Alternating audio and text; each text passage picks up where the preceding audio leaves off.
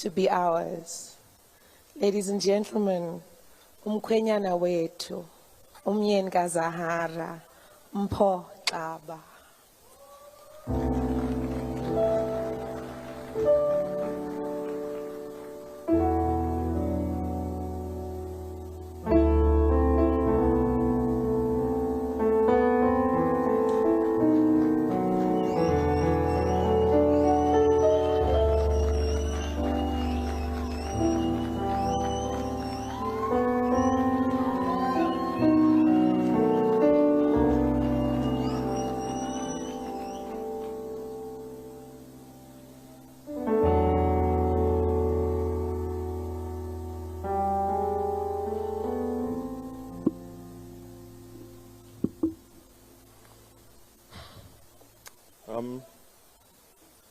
Good day everyone.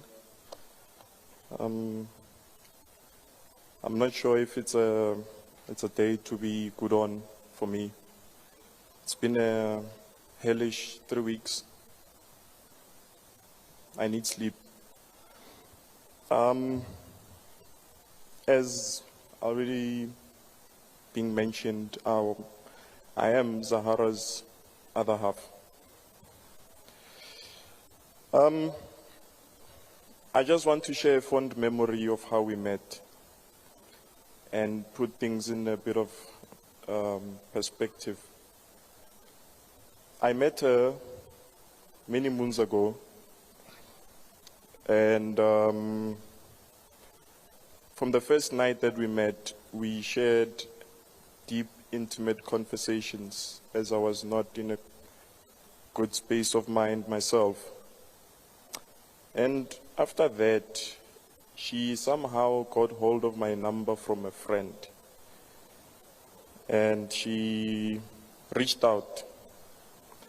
And she was like, Puti, sazothetha phela.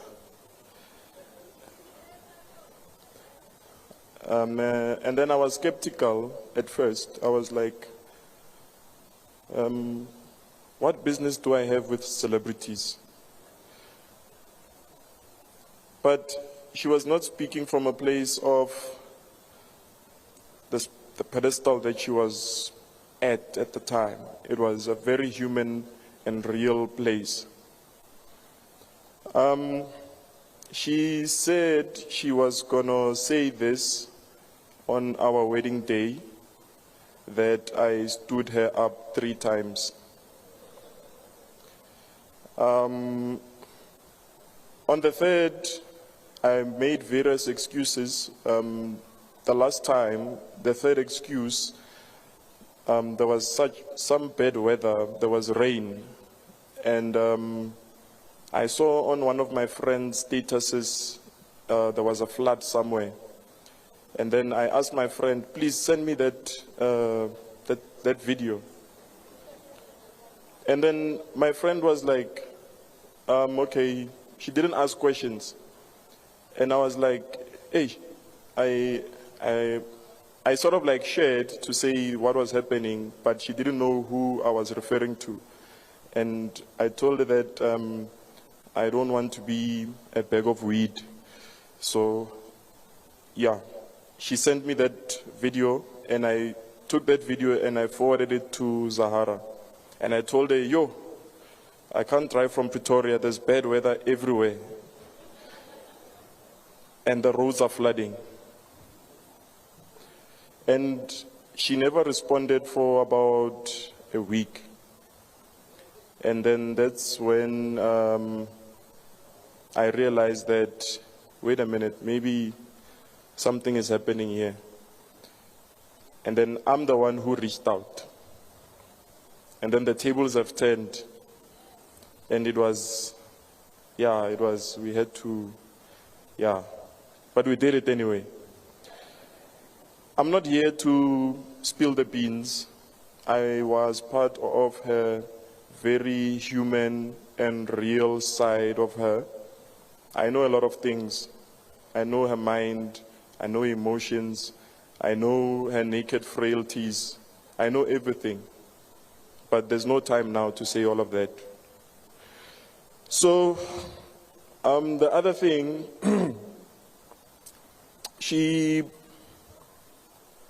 we used to communicate as part of our intimacy.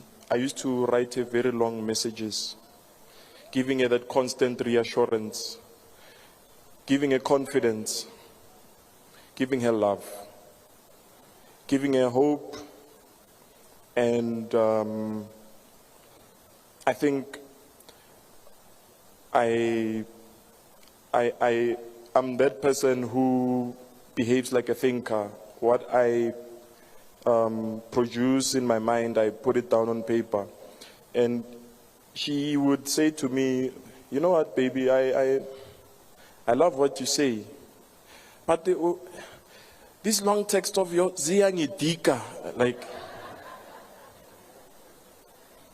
So I know she was lazy to read, so I sort of like started recording myself, voice notes, videos, sending to her phone.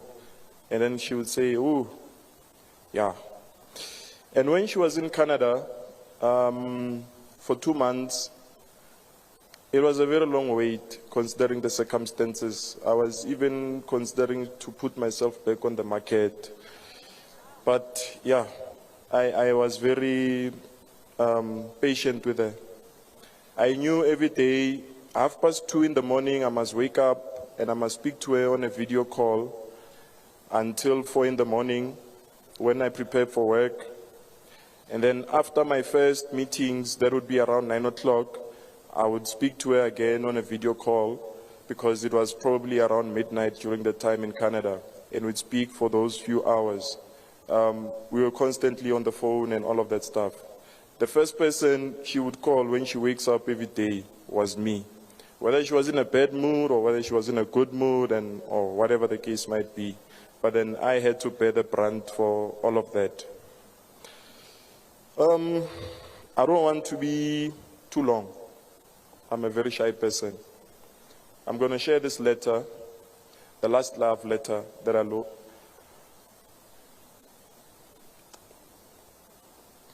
To my dearly departed love,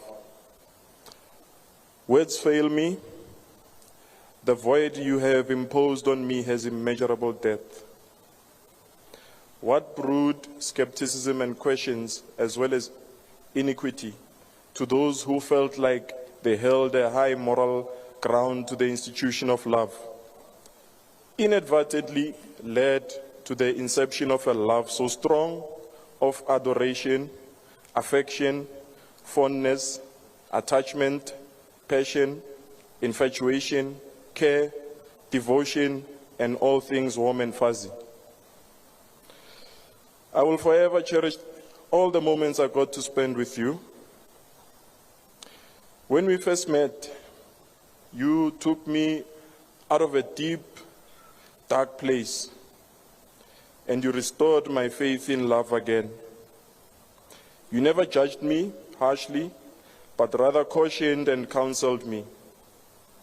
And thereafter, you decided to keep me for yourself. If it were up to you, you would probably be living under my skin right now. So many plans, so many fond memories, however, fate decreed otherwise. On behalf of the kids, Kiamoretu and Kamorelo, we will forever love you. And on me, I will search for you through 1,000 worlds and 10,000 lifetimes until I find you.